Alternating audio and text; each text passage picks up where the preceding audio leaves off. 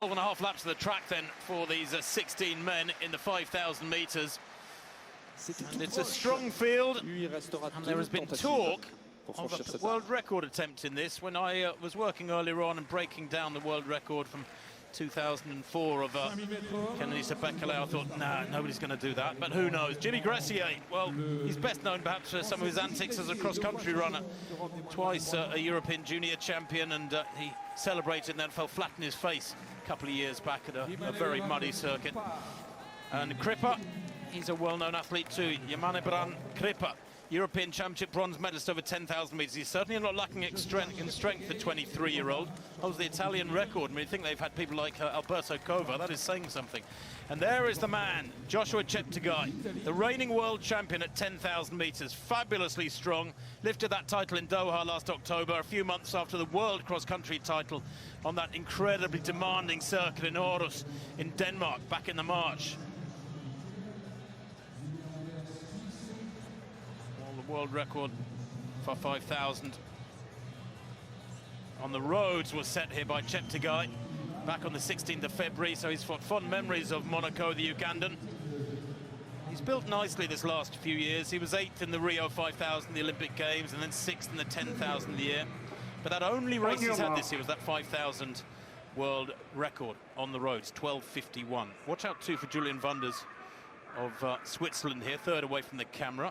Holds the European record at half marathon. So, let me break it down for you. The world record of 12.5 laps is equivalent to 3 times a mile in 4:02, and then another half lap at a pretty healthy clip.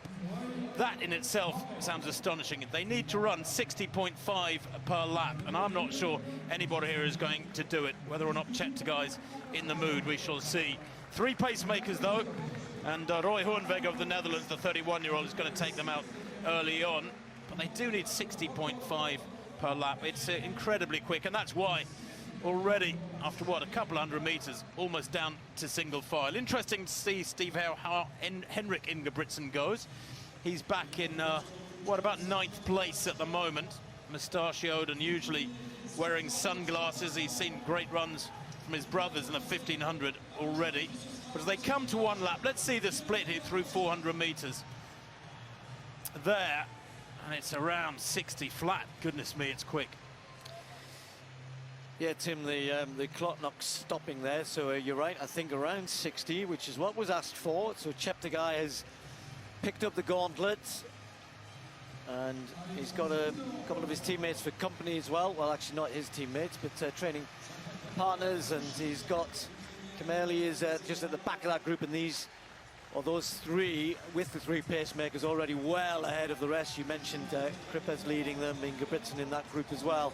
So from 200, the first that they've just clocked, that was a 60.7, Tim, to the finish line, if you like. So they're on it, and the lights are there to help them. You'll see them on the inside of the track. They're just ahead of the green lights. We can see it down the back straight. You can't quite see it on that shot there. You can maybe just see the green lights there. They are right up there with the athletes. So that's set at this even pace world record. And I think, Tim, you and I keep making the point to people, lights are great at even pace, but that's not how races are generally run, are they? No, it's not. No, you need to be a little bit outside. Well, generally speaking, you need to be a little bit outside the world record tempo with a lap and a half to go, and then you wind it up in that final lap and make up a big deficit to close in on the world record time. They went through 800 there, by the way, and about 2:01.5, and they're coming up towards the 1 kilometer now in front of us. And Kisa now hits the front, a Ugandan 24-year-old. He's a 13:10 man himself, goes through 1 kilometer, 2:31.87, so that is good. That is promising. That is near as, damn it, on world record tempo. Those 5 right away from the rest now. Cheptegei needs to be carried along here by those pacers as long as he possibly can. He's in the 5, in the middle of that quintet. Looking very relaxed indeed, but Kisa here and Ramsden need to go as far as they can. Third attempt for Duplantis at 6 meters. First 2 didn't get all that close. What can he do here? Oh, he's done it! Well, there you go. Duplantis doing what he does best. 6 meters at the third attempt. Didn't mess around with anything from 580 upwards, just went straight to 6 meters, took 2 attempts, got his adjustments made. Completely focused on this one. And a superb clearance from the Swede.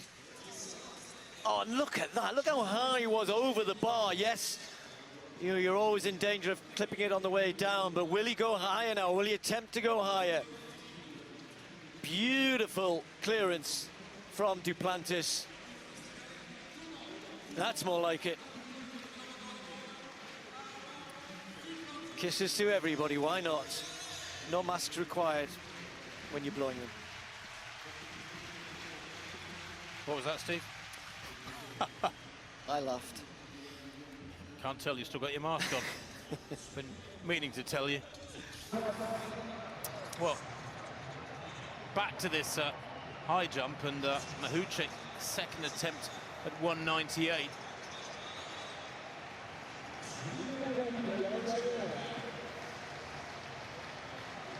Cleared the previous height first time and goes clear. No trouble. That's quite some battle going on out there, Steve. Yeah, really good. You mentioned the two of them, the two Ukrainians head-to-head here, and you know, it must be, you know, Levchenko probably thought, yeah, I'm going to go on and pick up the medals, and then this youngster comes along, so the two of them battling for supremacy in their own country, never mind anything else. So Mahuchik still in there.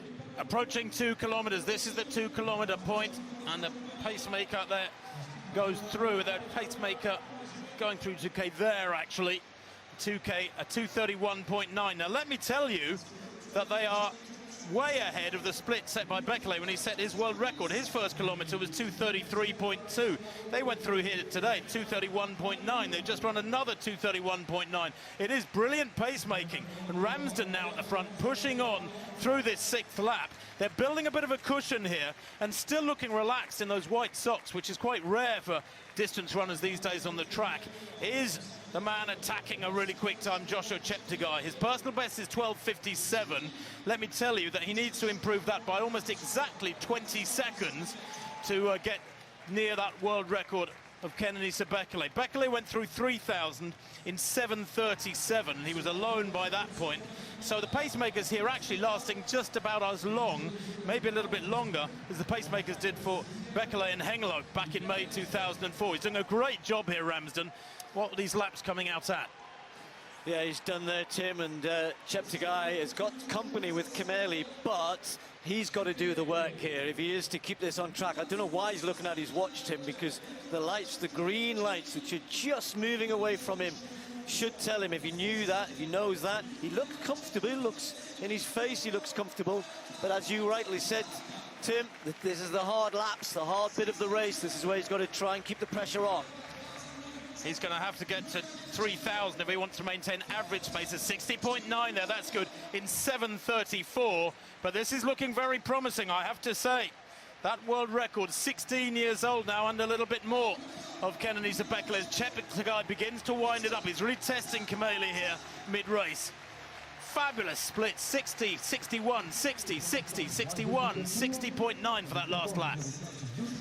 Rojas, world record holder indoors, not that far off it outdoors, but nowhere near that so far tonight. And the Venezuelan trying to muster up a performance, at least to win this. 14-18, still the lead for Petrova. Second round. This now, round 4. Trying to get herself motivated. Bit of an entertainer as well as Rojas. Trying to generate that smooth pace. That looked a little better. A little bit more rhythm there. There you go. Still a shake of the head. It's not what she would expect. It might be good enough to take the lead, though. That yellow line gives us a clue. Nice on the board. Not quite as rangy as she often does, or she has done.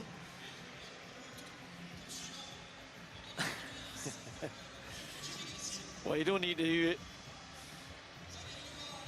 be a sign reader to see that she perhaps isn't too happy with herself there, but it's good enough to take the lead. 14:27 for Rojas in round 4. Season's best.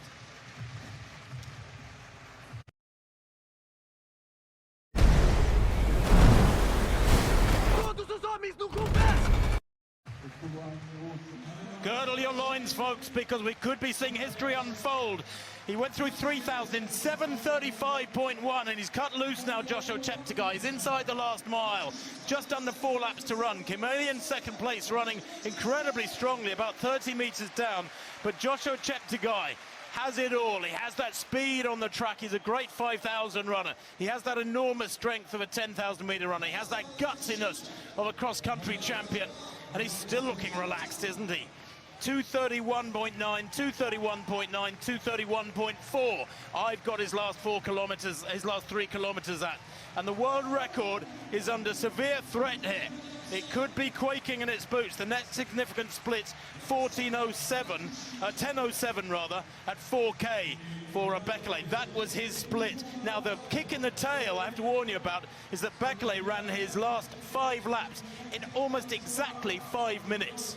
Astonishing closing pace from Kenenisa Bekele. He was just 21 when he set the world record back in 2004. He doesn't have to go quite that fast, Tim. We're looking at 3:2-ish for those last 3 laps. So let's say he runs a 61 and a 61 and then could finish with a 59 point something. You're right, it's on. It's 100% on here. Those green lights, he's just moving imperceptibly away. You can't quite see it on that shot there. He's not looking at them, but we can see that that means he's inside world record pace.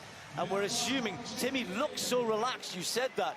There you see through that last kilometer, 2:30, phenomenal. There's Kimeli, long way back, but still running quick. He comes round this time, it'll be just 2 laps to go. He's not slowing down, he's maintaining, and he's girding his loins, and we should be, like you said, because this could be phenomenal. You do that a lot, don't you, Steve? I do, when I can. Well, the world record beckons out in front. The rest of the field, half a lap and more behind as Joshua Cheptegei comes through now with 2 laps to run. 60.3. The previous lap was 60.1. This is unprecedented. I used the word Superman earlier on, perhaps a little bit early. This is superhuman running. Cheptegei has now built up a lead of what, about 80 meters over Kimeli. Back in second place, Nicholas Kimeli, who's a 12:57 performer, came 8th in the World Championships last year at the age of 20 in Doha. But he still looks so relaxed, a lap and a half to run. Goes through there in around 11:05. And he needs to cover his next 600 meters in about 92 seconds. And he's still glancing around. This is metronomic, machine-like running. Robotic running almost. He's so relaxed. He looks great, Tim. He's coming up to the bell. I think he's going to absolutely break this apart. He must do. He must have something left here. He looks too good. He looks too relaxed. He's away from the lights. He takes the bell now. The world record is on. 11:35 at the bell there, a 59.9. He's covered his last 3 laps in almost exactly 3 minutes. He's matching stride for stride the closing pace of Kenenisa Bekele, but he set up this world record because he went out through the first half of the race and more, much quicker than the Ethiopian 16 years ago. Down the back straight, 250 meters to run, history in the making. Julian Wunders there with Switzerland, waving him on, is being lapped now, and hardly surprising. Great runners will be lapped by this man as he goes into the final 200 meters. Still looking strong, no panic, no sign of stress, not driving hard. He's got to hit the clock, hit the line in 12:37.35. Is he going to do it? Because he's tiring now. Down the home straight, surely it's going to be close. Watch the clock, 10 seconds to go. He's got about 50 meters to run, and he's still driving for the line. At last he grimaces and looks mortal, but there, 12:35.37. The world record has been broken by almost exactly 2 seconds, and he's still smiling. He's still in good shape. This fella, well, probably deserves the name Superman beside his own Joshua Cheptegei of Uganda. More than anybody, in the history of distance running in the modern era. That was astonishing. I said before the race he needed to run 3 times a mile in 4:02 and then some change for that last half lap. Well, he's just run 3 times a mile in about 4:01. That is just hard to comprehend. What a performance, Tim, and I love the way he did it. We've talked a lot about paces changing and picking up. That was almost an even-paced world record. His fastest lap, there was no big surge at the end, 59.64. Most of the other laps were within a second or so of that. 60.7, 60.6, 60.4, a couple of 61s in there, just lap after lap after lap. And then he set himself up. He was tired at the end. He has every right to be tired. What a run, a world record on a night of nights here. And Cheptegei said he was going to do it, and he has. And you've got to really admire him for doing that. When people announce they're going to run fast and then come and do it, hats off to him. 12:51 for Cheptegei, a massive personal best in second place. But that is the story of the night. Surely the story of this bizarre athletic summer of 2020. He went through 3,000 in 7:35, began to ease away from a brave Cheptegei there. But Nicholas Cheptegei of Kenya couldn't hold him back over those final laps. And coming home, as you said, Steve, 59.64, just adding together his last 4 laps. He ran them about 1 stride outside 4 minutes.